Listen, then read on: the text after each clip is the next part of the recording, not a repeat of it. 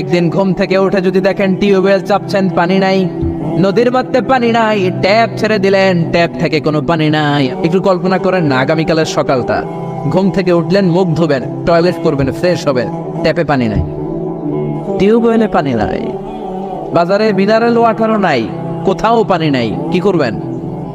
পানি দেওয়ার মতো কেউ আছে? জোরে বলেন। এজন্য পানির মালিক কে? এই পানি দিয়ে আল্লাহ আবার শাস্তিও দেয়। পানির অপর নাম যেমনি জীবন, আবার পানির অপর নাম হচ্ছে মরণ। চিল্লায় বলেন ঠিক কিনা? সাইয়েদনা নূহ আলাইহিস সালামের উম্মতকে এই পানি দিয়ে, প্লাবন দিয়ে আল্লাহ শেষ করে দিয়েছেন। চিল্লায় বলেন ঠিক কিনা? এই পানি থেকে আল্লাহ মহাবিশ্বের সব সৃষ্টি করলেন। ওয়াজআলনা মিনাল মাই কুল্লা শাইইন হাই আফালা ইউমিনুন। আমি পানি থেকে তোমাদের সবাইকে বানালাম, তারপরেও কি ওরা ঈমান আনবে না? ১৫০০ বছর আগে আল্লাহ এই কোরআনে বললেন, আমি পৃথিবীর সব প্রাণগুলোকে বানিয়েছি পানি থেকে। কোত্থেকে? জোরে বলেন। বিজ্ঞানীরা এখন স্বীকার করছে যে পৃথিবীর সর্বপ্রথম প্রাণ পানি থেকে এসেছে। চাঁদে পানি নাই, তাই প্রাণও নাই। মঙ্গলে পানি নাই, তাই প্রাণও নাই। জুপিটারে পানি নাই, তাই প্রাণও নাই। কোন গ্রহে একটা ফোঁটাও পানি নাই, তাই প্রাণও নাই। পৃথিবীতে পানি আছে, তাই পৃথিবীর মধ্যে প্রাণ দিয়ে পৃথিবীটাকে চমৎকার করে তৈরি করে দিয়েছে কে?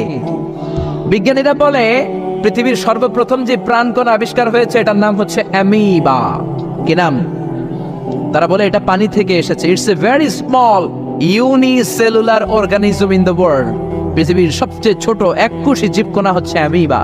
তারা বলে এই অ্যামিবা পানি থেকে এসেছে। তারপরে এসেছে জুপ্লাঙ্কটন, ফাইটোপ্লাঙ্কটন, ব্যাকটেরিয়া প্লাঙ্কটন, হোলোপ্লাঙ্কটন। এইভাবে যত প্রাণের যত স্পিসিজ আছে, প্রজাতিগুলো ডেভেলপ করেছে, সবগুলোকে পানি থেকে তৈরি করলো কে?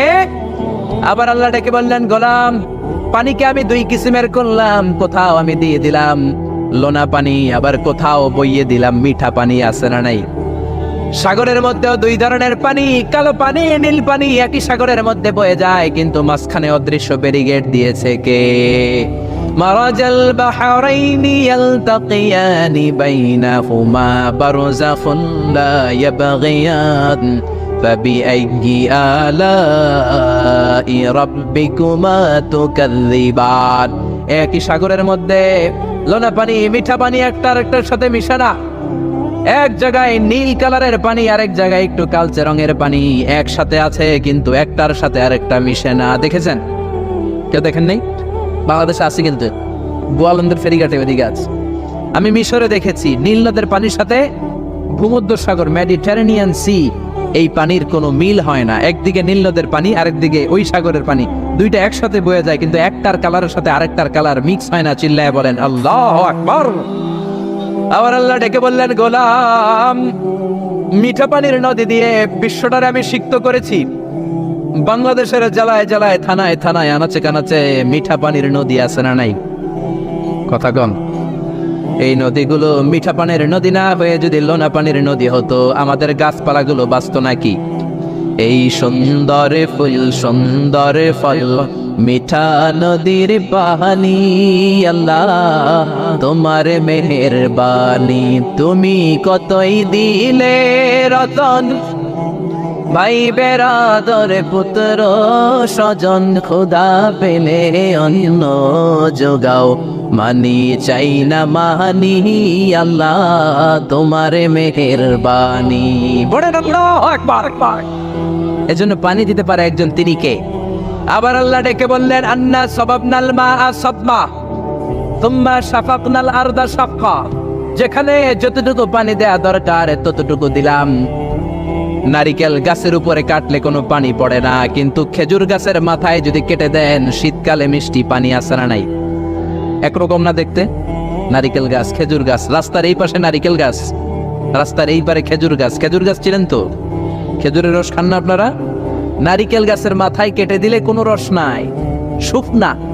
আর খেজুর গাছের মাথায় যদি আপনি কেটে দিয়ে একটা ঘটি দিয়ে দেন, সকালে মিষ্টি রসের ব্যবস্থা করে দেয় কে? আবার আখের ভিতরে মিষ্টি রস দিলেন, আখ। আখ বলেন নাকি গ্যান্ডারি বলেন? কুইশা, হ্যাঁ, কুইশাল আখ, গ্যান্ডারি যেটাই বলেন। এই গ্যান্ডারি দেখতে যেমন, বাঁশের চিকন কচি কঞ্চিগুলো একরকম, ঠিক কিনা? এই গ্যান্ডারি, এই ইক্ষু মিলে ঈশ্বর দিতে আছে বাংলাদেশ। ঈশ্বর দিতে আমরা যাই মাহফিলের জন্য, ওখানে সুগার মিলে ঢোকালে এখান থেকে গ্যান্ডারিগুলোকে, ইক্ষুগুলোকে প্রসেস করে ওই দিক দিয়ে মিষ্টি পানি বের হয়। গরম হিট দিলে এটা শুকনো খসখসে সুগার হয়ে যায়। সুবহানাল্লাহ কইবেন না? একই রকম দেখতে বাঁশের কঞ্চি, গ্যান্ডারি দেখতে যেমন, ইক্ষু দেখতে যেমন, বাঁশের কঞ্চিও দেখতে তেমন। গ্যান্ডারিগুলো, ইক্ষুগুলো সুগার মিলে দিলে রস বের হয়। বাংলাদেশের সব বাঁশগুলো কেটে কেটে সুগার মিলে দিলে এক ফোঁটা রস বেরোবে নাকি? জোরে বলেন, বেরোবে? এজন্য আল্লাহ বললেন, আন্না সবাবনাল মাআ সাব্বা, যেখানে যতটুকু পানির দরকার ততটুকু দিলাম। ক্ষীরার ভেতরে যতটুকু পানি, কমলার ভেতরে ততটুকু নাই। তরমুজের ভেতরে যতটুকু পানি, আপেলের ভেতরে ততটুকু নাই। নারিকেলের ভেতরে যতটুকু পানি, ডাবের ভেতরে ততটুকু নাই। সুবহানাল্লাহ, চিল্লায় পড়েন সুবহানাল্লাহ। আবার পৃথিবীর সব পানিগুলো যদি টকবকে ফুটন্ত গরম হয়ে যেত, খেতাম কি? পান করার কোনো সুযোগ থাকতো না। জোরে কোন ঠিক কিনা? যদি দেখতেন যে পৃথিবীর সব জায়গার পানি ফুটন্ত গরম, এটা ঠান্ডা হয় না, আমরা খেতে পারতাম? কথা কন না? আপনারা যে পান করেন গরম পানি না ঠান্ডা পানি?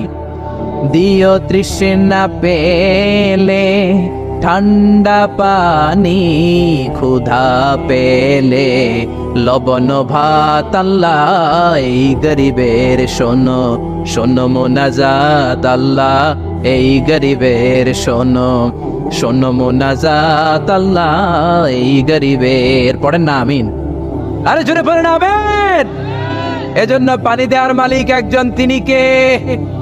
রিজিক দেওয়ার মালিক একজন, তিনি কে?